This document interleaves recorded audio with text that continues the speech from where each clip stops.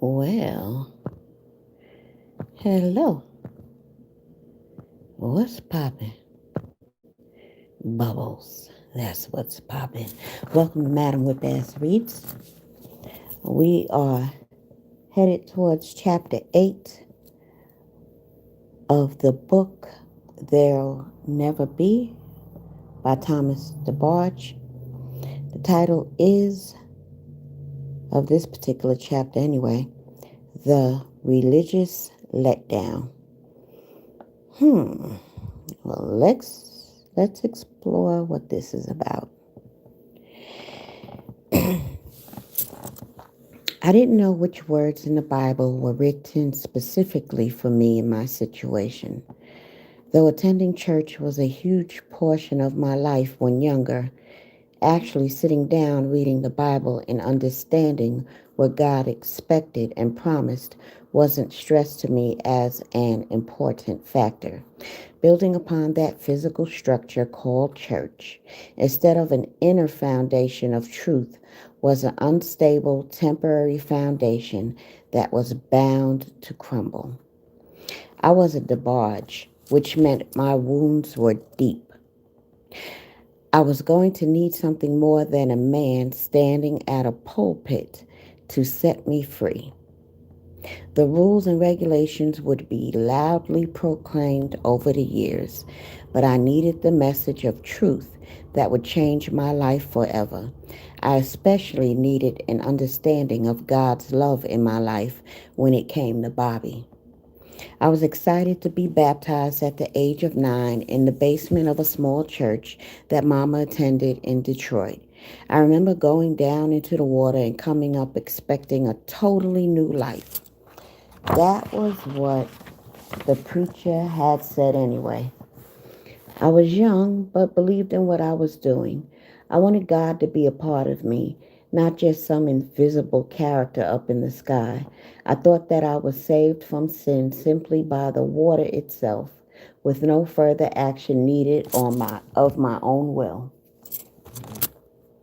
I waited both a shift in the circumstances surrounding my home life and better feelings inside about myself. I had hoped that being baptized would magically cause Daddy to like me. Disappointingly, though, nothing changed.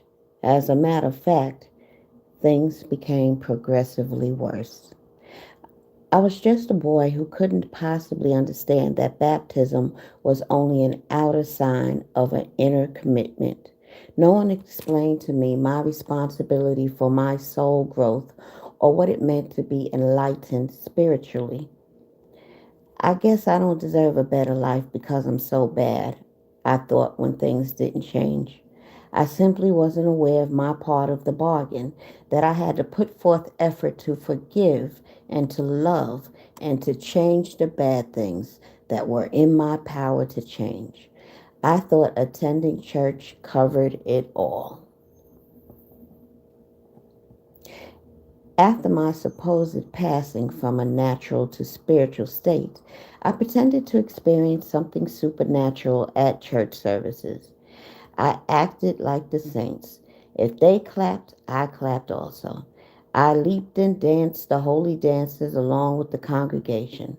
The preacher's words excited me, even though I wasn't really sure what they meant. It was just the sound of his voice that stirred me. Sometimes the place would be so charged that everyone would be in tears. I cried emotional tears too, but that was where it ended, at the surface with lamenting and sorrow. Crying made me feel better, but didn't change anything. I imitated for a long time thinking that was what Christianity was all about. Due to my fake exterior, the change I needed in my heart never came. I remember speaking in tongues during a church service in Detroit. For once, I wasn't acting. I didn't understand at all what was going on. Even so, I spoke spontaneously. No one compelled me or tarried with me, as the church folks called it. The unknown language flowed naturally across my lips. In times past, I actually felt nothing when I pretended to speak this way, but I couldn't deny at the moment that something warm filled the inside of my body. The sound of my voice uttering a language I didn't understand was bizarre. Afterward, I was sure there would finally be alterations in my thoughts as well as in my circumstances at home. I looked forward to Daddy treating me with kindness and Mama spending much needed time with just me. Again, I was disappointed. Life remained the same. I wasn't in tune with what was going on in my spirit, so I looked only for physical manifestations to prove God's love for me. I didn't realize that perhaps the miraculous change was Him giving me strength to endure my situation or courage to love those who hurt me. When I didn't see what I wanted to see with my eyes, I ceased trying to draw near to Him. I spent years in the same stage of development, desiring to obey, yet seemingly powerless over my rebellion and bad happenings. I had a new awareness of God based on those church experiences as a young boy, but I didn't know how to use any of it for my benefit. As a result, my soul remained heavily guarded by my fears. I was terribly unhappy and would eventually become very hard to get along with. I needed to let God's love in for the change, as it was the power necessary for obedience. I didn't know how to release my will in order for that to happen. Without that love, my relationship with Him would never get off the ground. The excitement of church was a good temporary substitute, I supposed. It was clean fun. Each Sunday was jam-packed with good music, shouting, and dancing, which was a lot of excitement for a young boy. The emotional high elevated me above my troubles for a short while during the services, since there was hardly ever a dull moment. But when it was over and I went home, I would be empty inside. I needed a full relationship with Jesus Christ in the fellowship of His suffering. That was something I didn't know how to grasp. I lacked the proper understanding that would allow me to grow spiritually. My ability to make the right decisions seemed to decrease the more I wanted to do right. The temptation to do wrong seemed to get stronger and stronger as I got older. I kept going back to church, hearing the powerful messages, promising in my heart to do right, and finding myself back in the principal's office getting paddled. I was faking it, ignoring the call for repentance, but only because I didn't know how to take my burdens to the Lord and leave them there. More than teaching me to obey, I wanted church to make all the hurt go away. I longed for a way to understand what was going on in my life. If I was only going to get beat up, sodomized, and rejected, then why did God send me into the world? I needed to know if there was a reason for all that I had already gone through and all that I was still continuing to go through. When we moved from Detroit to Grand Rapids just prior to my teen years, we attended Bethel Pentecostal Church where Uncle Bill, Mama's brother, was the pastor. Mama's brothers and sisters, along with their kids and grandchildren, were the majority of the congregation. Every Sunday was like a family reunion. My brothers and sisters and I looked different than the dark-skinned people who made up our extended family. Cousins teased our color and our clothes. We were poor and not readily accepted. My Sunday wardrobe was always under the fire of ridicule. My socks were mismatched and my pants were high above my ankles. I longed for the day I would have a nice suit like my cousin Andre, Uncle Bill's son, who was about 4 years older than me. He was a sharply dressed young man, and he knew it. I couldn't wait until church was over on Sunday so I could be the first in line for a scrumptious chicken dinner that I had smelled cooking all during service. I was always impatiently told to get to the back of the line, boy, because guests were permitted to eat first. I liked that I was often able to beg a little change from aunts and uncles so I can get a piece of candy from the store across the street from the church. I especially liked giving Uncle Bill a big hug as he stood at the altar waiting to pray for folks.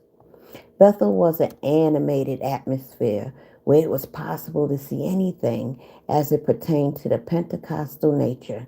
Nurses walked the aisles with their white uniforms, scoping out the congregation for naughty kids who were chewing gum so they can hand them a piece of paper to put it in. They rushed to the aid of women who were slain in the spirit to modestly cover them with a white sheet because their dresses would fly up when they fell. Ushers fanned those who seemed to have exhausted themselves from dancing. Uncle Bill's compassionate voice turned into a thunder like boom as he preached, causing those who were asleep to jerk suddenly as if awakened by their alarm clock. Every now and then, someone would take off running sporadically up and down the aisles, yelling and working up a sweat. Bobby grew to loathe the whole routine. Religious rhetoric fell on deaf ears when it came to him. The yelling and crying reminded him of home. He called it confusion and it irritated him. With Daddy around less, Bobby looked for freedom in all areas, including religion. Church attempted to put restraints on him that he didn't buy into. He was so angry at Daddy that he wanted nothing to do with the God as Father concept. I was mad about many things too, but I was still willing to give it a try if it involved God. I had no joy or peace, but I still wanted to go to church. It gave me a glimpse of hope in what I felt to be a miserable life. But it wasn't truly the light, nor could it ever have been. That was a truth I needed to see. Church gradually changed from being a place where I desired to imitate the saints into a region of life where I sat back and enjoyed the show. But by my teen years, it was just plain entertainment to me, starting with the music and dancing all the way to the crazy way people acted when they got the Holy Ghost. I began paying more attention to the girls sitting in the pews instead of the messages. Church girls also began to find me attractive. They liked my fair skin and pretty hair and petite body. It became fertile ground for promiscuity with young girls who only feigned faithfulness to God. I overheard a lot of church business and found out that sexual sins were rampant in this holy place. Leaders were being sat down as a disciplinary action for adultery. Being sat down entailed a person not being able to serve in their normal area of ministry for a certain amount of time in hopes of a lesson learned and repentance. Nonetheless, I remember seeing the same leaders punished repeatedly for committing their crimes over and over again. Congressional members, those who I looked up to, were fornicators too. There were young ladies that found no shame in giving birth to children without a husband. I saw much corruption in the church as a youngster that ruined my understanding of Christianity. There was a lot of talk about doing the right things, but little action. There were also thieves among us who stole church equipment. Alcoholics came to church every Sunday without an urge to give up their alcohol, as well as prostitutes and those who bore weapons and drugs. An occasional trip to the bathroom or a quick step outside for some fresh air uncovered saints sneaking off to the parking lot for a quick puff of their cigarette. I heard more gossip within the church walls than any other building I've ever set foot in.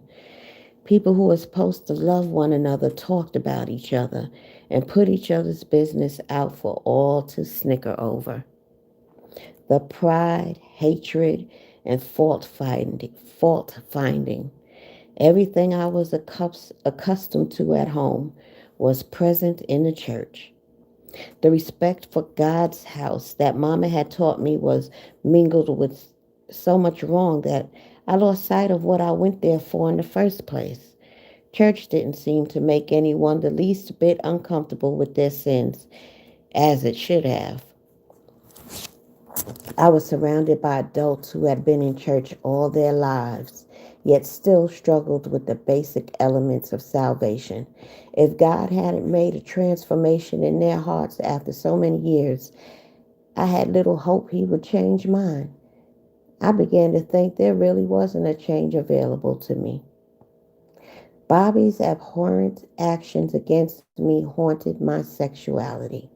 My thoughts were wild and remained in forbidden territory once he led them there. Unclean spirits were difficult to avoid at the church house. To top that off, I was getting a faulty example of manliness at church from the feminine acting and outright homosexual guys Bobby hung out with from the choir.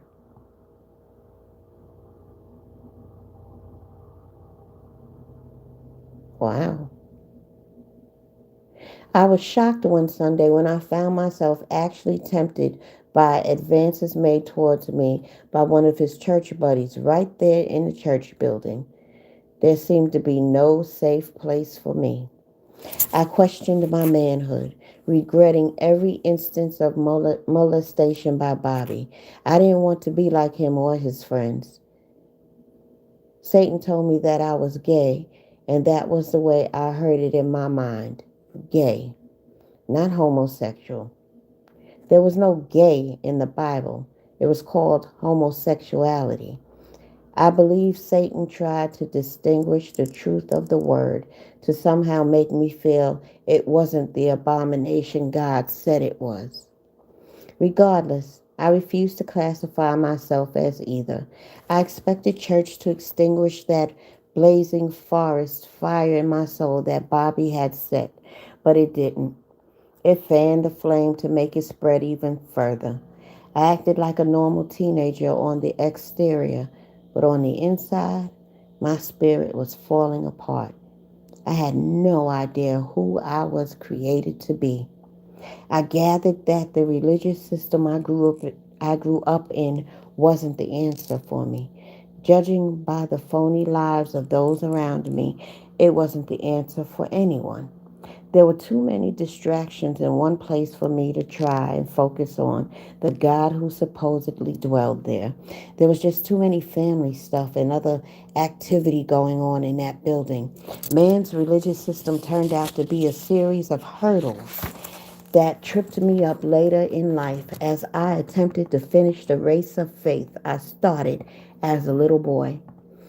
I didn't take into account the actual cost of what I had to give up or the steps I had to manually take on my own in order to be a Christian. It was just church, and I no longer believed it could heal me. 9. Saved by the music. Love was out of sight, out of mind, but unconsciously I was still desperately seeking it. I couldn't even I couldn't seem to latch on to its power. I searched within myself for good qualities that I could bring outward for others to adore, to no avail. There seemed to be nothing within me worth loving.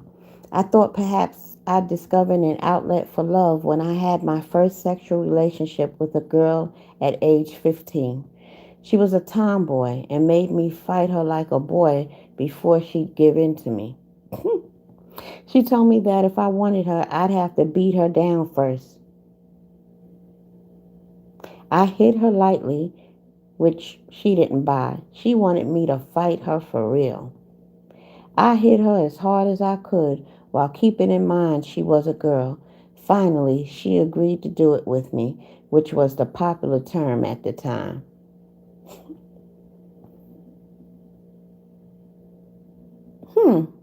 That's interesting. That his first sexual experience with a female would be a boyish female. Makes sense. It also makes sense now. The last episode of this reading, I was trying to figure out where Bobby learned how to do the things he was doing to his brother, and I surmised maybe he learned it from his father. Although Not yet, that was never stated that Bobby was sexually molested by his father, but now we find out he was hanging out with the feminine boys at the church in the choir. Got it.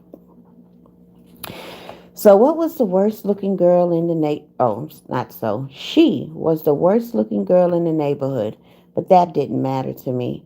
I met her in secret places thereafter, such as alleys and old garages. I thought I was the only one messing around with her, but I later found out that wasn't so. Every boy in the neighborhood, give or take a few, was fighting her in the same manner I was. Ah, this is comical. This is comical. Don't you find this comical? That this butch chick was making niggas fight her before she gave up the butt. Okay. Bobby became sexually active with girls also. Girls thought he was handsome and wanted to talk to him and hold hands and touch his hair. He wasn't enthusiastic about close relations. He wasn't interested in girls hanging around him. He just wanted to be with them sexually. There had been a particular girl in high school that he cared for, but he found himself hurting when she became interested in another young man. Her rejection seemed to confirm his misunderstanding that emotional ties with females should be avoided. Girls were in danger when they came around me, Bobby, or any of my brothers. They got passed around like bags of chips. Mama warned young ladies that came around that her sons were up to no good, and when they kept coming around anyway, she called them hussies because she knew we were only for after one thing. She demanded that we not have sex in her house, but her words weren't heeded. What she didn't allow out in the open, each one of us snuck and did anyway. I participated in the sex swaps because it was something my brothers and I did as a family, but I preferred not to share the girls I liked. I wanted to fall in love with someone, and I wanted someone who only wanted to be with me. Bobby knew that about me, and he deliberately enticed my girlfriends until they gave in to him. He'd then tell me what they had done with him in order to make me look at them differently. It seemed like he was trying to prove to me that there wasn't a young lady worthy of trust. My mind was a disaster after all that growing up. Mama laughed in denial when I attempted to discuss with her the rejection I had felt from her over the years. But it was true. She discarded my attempts to receive approval from her. I had blocked out my feelings of being unprotected and overlooked by her what was going through with daddy, because what I was going through with daddy was so much more intense. I was confused about the roles of a man and a woman were supposed to play in my life. I was also bewildered about God's position. I unwittingly transferred my fearful feelings about Daddy to my Heavenly Father. The difference between the two was all blurred.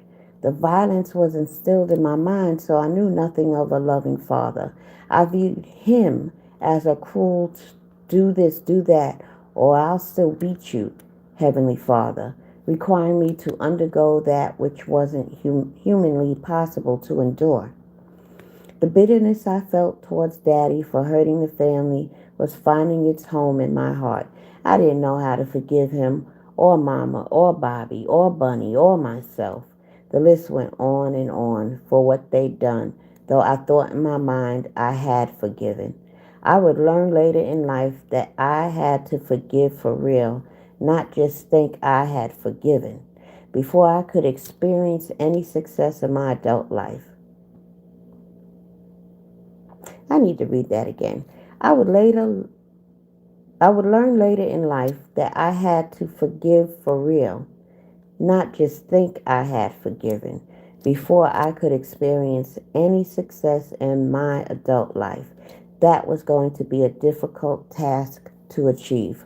I was it was precisely At this mental breaking point, that Mama's brother, Uncle James, stepped into my life.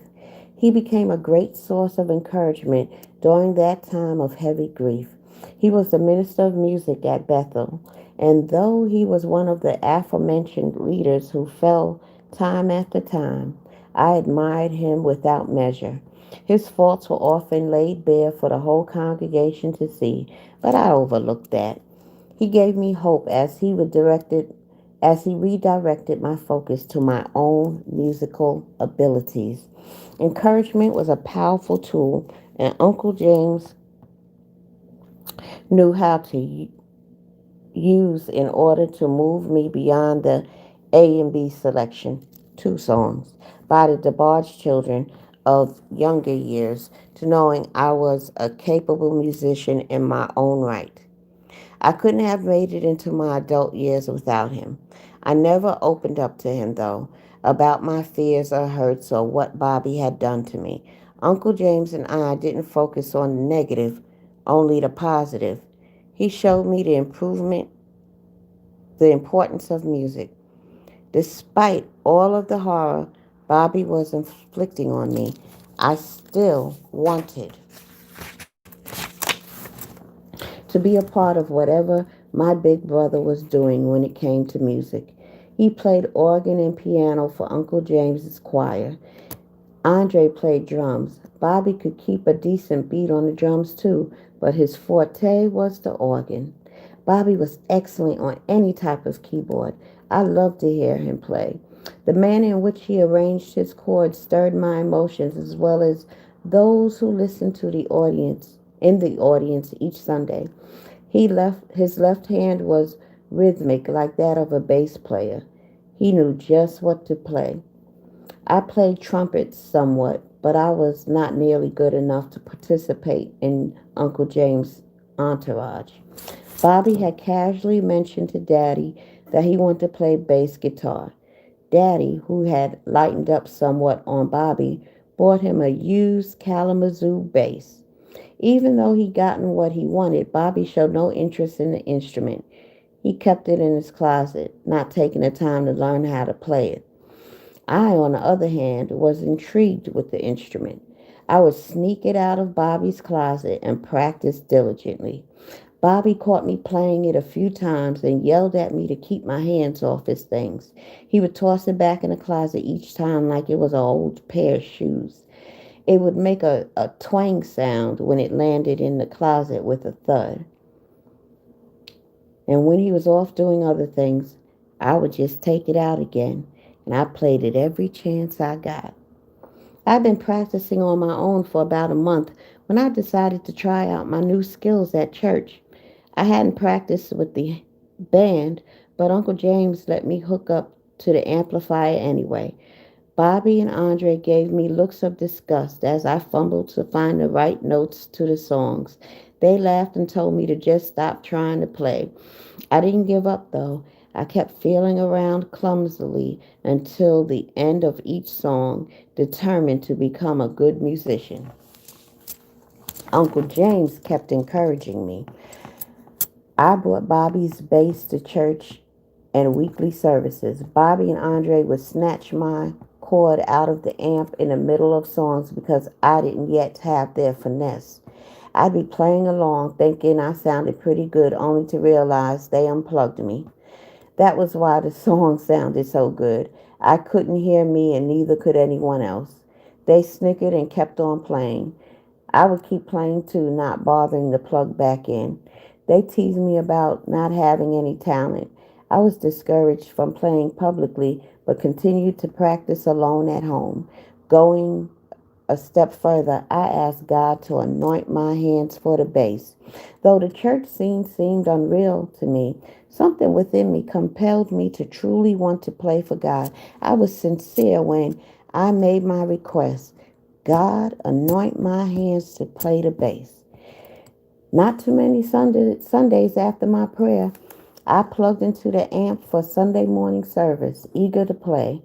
I was nervous, expecting to get unplugged. To my surprise, I hit all the right notes.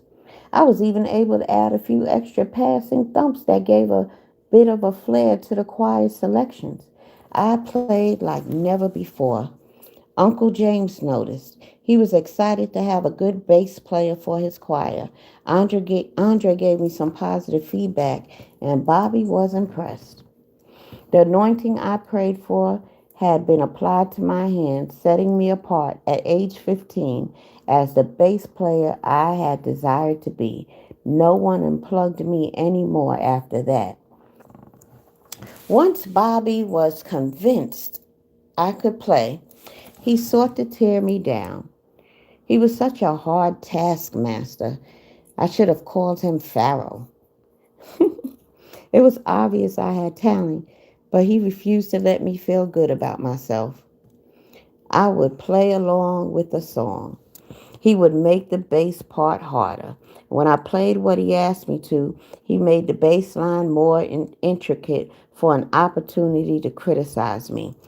No, that's not what I showed you. Play it like this, he would say. No, that's not right, was his favorite phrase when teaching me a song. I felt intimidated to play around him, but I knew in my heart I was good, so I kept playing. I grew tired of his condemnation. I had to encourage myself through prayer. God showed up once more to give me the confidence and skill I needed. Sure enough, when Bobby put me through his ordeal again, I mastered every difficult line he gave me. In the end, I was thankful for the extra push I got through his criticism. It only made me play that much better. Uncle James made me the regular bass player for Bethel's choir. He lifted me to a point of stability, not only in my bass playing, but also in my thoughts about myself. He would tell me I was a handsome, kind young man. He included me in everything he was doing musically. And when I played bass at church, I reached a plateau inside where I felt confident, and that was a place within where Daddy wasn't allowed to come. He had been watching me all along through my musical development. Though I wasn't aware I had caught his attention. I had outgrown trying to impress him, feeling I'd exhausted all my resources. I was just satisfied that he wasn't beating me anymore. He liked what he saw in me when it came to music, and eventually he bought me my own bass. I was blown away by two things. First, that Daddy thought enough of me, his son, Thomas, to spend his hard-earned money on an instrument for me.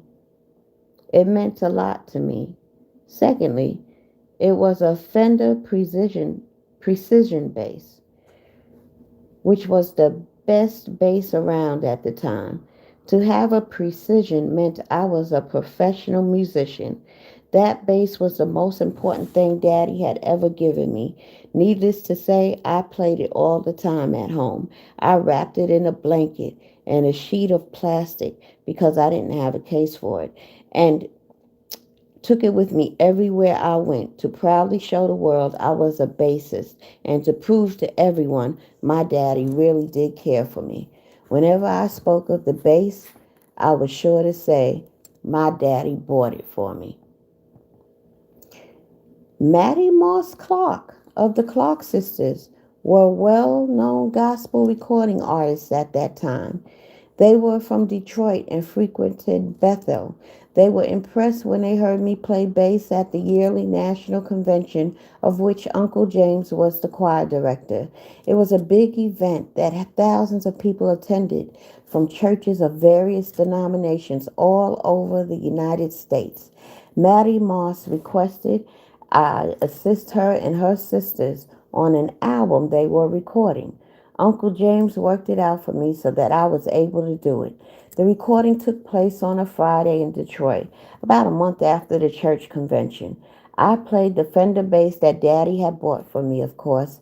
They featured me on a couple of songs, a slow one and a fast one, and they paid me close to $100, which was a lot of money to me. I thought about what to do with the money. A sudden idea came over me of a way to get in good with Bobby and Bunny. They liked marijuana, so I decided to buy some. I was allowed to spend the night at Aunt Margie's with my cousin Chucky.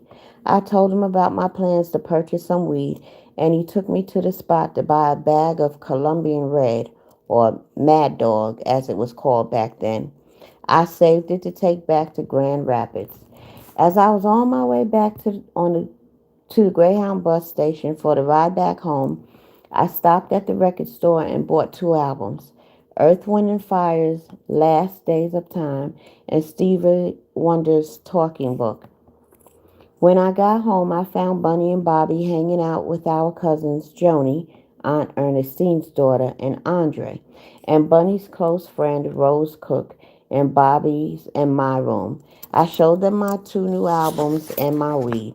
There was enough dope for each of us to have a joint all to ourselves. Though I tried smoking weed before, I'd never gotten high like I did that day. I was excited to finally be a part of what I considered to be the in crowd. Let me pause for a second. Hello, one person. Who are you? Why don't you come in the chat and say hello? Why are you just sitting in the bushes listening to me read all by your lonesome? And you won't even say hello. I'm waiting.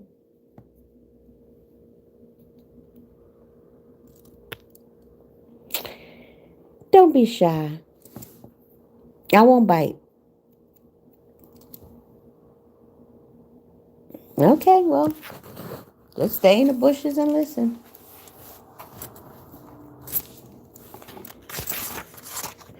Our room was the perfect setting for that moment. Bobby and I had painted the walls black, and there were Jimi Hendrix posters hanging on them. The dim light gave the room a purple haze. The incense was burning strongly so that Mama wouldn't know we had been smoking when she returned home from church. We were all feeling really good. I was happy to have brought something home that we were all enjoying. The fact that I had earned the money for our high by playing God's music wasn't given a second thought by any of us. Over the years, the majority of my brothers were involved with musicianship under Uncle James. Randy played bass, Marty stuck with the trumpet and played quite well, and Elle played organ. Uncle James had the opportunity to build each one up inside to a level of confidence. He inspired me to play with feeling. He was in my life to bring out the music God had placed in me. Bobby was getting serious about music, but only outside of church. He was into smoking weed, so he and his musician friends would sit around getting high, playing instruments, and singing popular secular songs. Bobby didn't allow me to hang with them, but I felt at some point he might break down and let me in because no one around town played bass as well as I did. Likewise, no one sang quite like Bobby. His tenor notes were powerful, and he sang in a high falsetto that was equally as strong. Even after he went through puberty, he was blessed to maintain a strong upper range. He was set apart amongst his peers as a phenomenal singer. Bobby was a good songwriter as well. He wrote about loving someone and being loved in return, which was his earnest desire despite his seemingly impenetrable outer shell. His songs were melodic, bearing the trademark of a true psalmist. Bobby formed his own inner peace through music. It became a method of escape, which wasn't music's natural use, but it worked for him. Uncle James had taught me it was a form of praise in which we invited God, or perhaps another spirit, to come join us. Bobby used his songs to fantasize about being cared for without any hurts. I loved how he bellowed his perception of love throughout his melodies. Bobby couldn't perform his songs for the church. He sang words like baby and about couples lying next to each other in bed. He didn't care what those phony church people thought about him.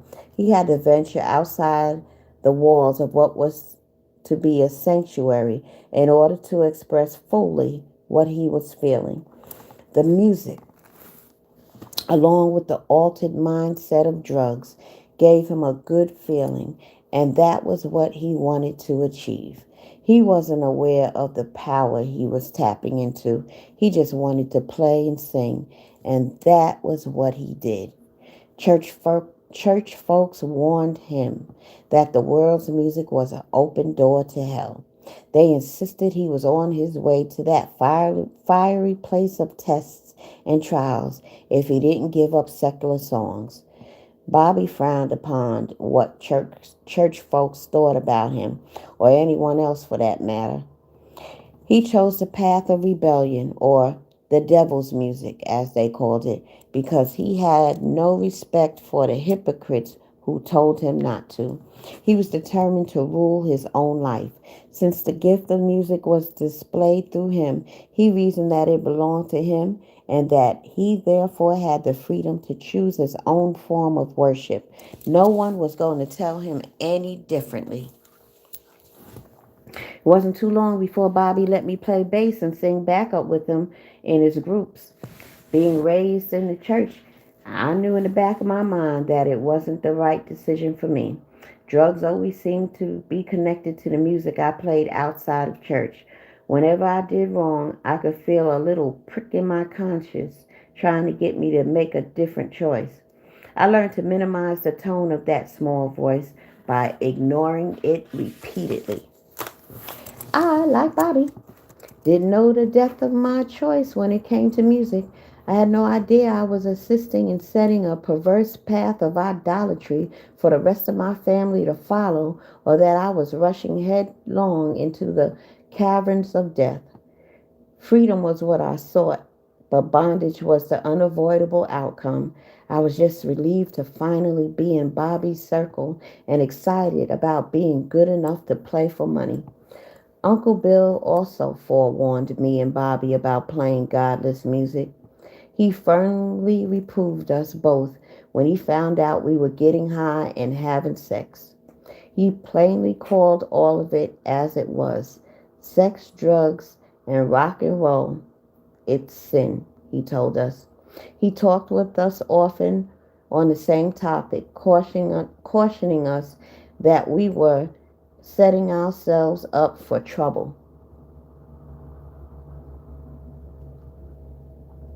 When Uncle Bill's reasoning didn't work, he resorted to anger, not taking into consideration that Bobby and I had undergone the worst lengths to anger with Daddy. Uncle Bill was a gentleman. No matter how hard he spoke to me, I just couldn't be scared by his words. He was too kind of a man to have ever done what Daddy did, so I remained in my rebellious state, determined to persist in what brought me enjoyment. Bobby, Andre, and I rehearsed at Wilbur Haynes' house with other musicians. Wilbur was a good friend and guitarist and was basically on his own after his grandmother was placed in a convalescent home. His house was the teen hangout where we played our music, got high, and had sex with neighborhood girls. We went there throughout the week, often when we were supposed to be at school, and on Sundays directly after church service. During one particular weekend rehearsal, Uncle Bill made a surprise appearance. Andre had told us earlier that it would be okay to borrow the instruments from church for practice. He used the keys that Uncle Bill had entrusted him with to gain access to the church building, where we helped ourselves to what we needed. When Uncle Bill later showed up at the church, he found the drums, bass amplifier, and keyboard gone. He didn't want to believe what he knew to be true, that Andre had taken the equipment. He came looking for it. It wasn't difficult for him to find us. The church was located on the corner of Sherman and Eastern, and Wilbur's house was right around the corner. The sound of our music was always heard throughout the neighborhood. Uncle Bill stepped outside the church and stood for a moment to listen. He heard the faint guitar riffs and bass line of Chameleon by Herbie Hancock and discerned we were just a short distance away. He got in his car and drove to Wilbur's. We were high, as usual, when Uncle Bill entered the room. He had boldly walked into Wilbur's house, strode up the stairs, and shocked us all with his stern presence. He probably knocked, but we didn't hear him over the loud music. His facial expression screamed, "I'm mad." The smell of marijuana permeated the air, this time without incense. I was too high to react. I just sat there, ashamed that Uncle Bill had finally seen with his own eyes the disgrace Bobby, Andre, and I were bringing upon the church. He told us off really good about the music. He also scolded us verbally for taking the church's possessions. He threatened to put us out of the choir permanently. Then suddenly, he began unplugging the equipment. We tried to help him take everything out to his car, but he refused, telling us to move out of his way. I'd never seen Uncle Bill so angry. He single-handedly carried the accessories piece by piece downstairs and put them in the trunk of his car. None of us said a word as he came back and forth. He punished Bobby and me, along with Andre, by sitting us down for 2 weeks, hoping we would stop sinning. Although we didn't pull a stunt quite like that again, our rebellious behavior didn't change.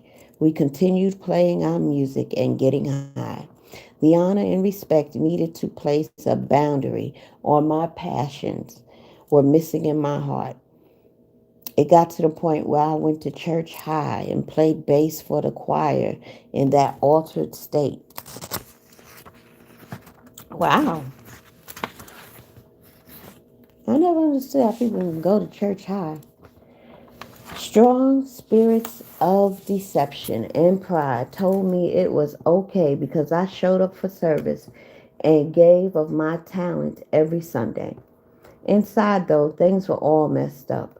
The salvation I clung to was a fleshly form that proved to be ineffective for the depth of error I had to climb out of.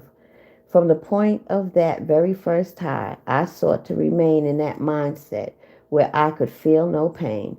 I forgot after a while that my music, without the drugs, had once made me feel that way.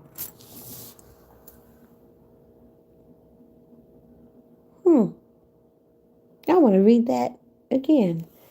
From the point of that very first high, I sought to remain in that mindset where I could feel no pain. I forgot after a while that my music without the drugs had once made me feel that way. All right. That is chapter 8 and 9. Ooh-wee. Okay. That was interesting. And now we were exposed to their musical development. As 15 years old, he learned to play bass and got really good in a short period of time.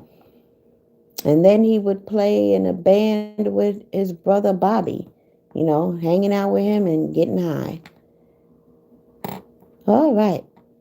Okay, so hello, two people. Thank you for stopping by and listening. I really appreciate it. Oh, I'll be back tomorrow night with chapter 10 and 11 and maybe 12. All right? Peace. I'm out.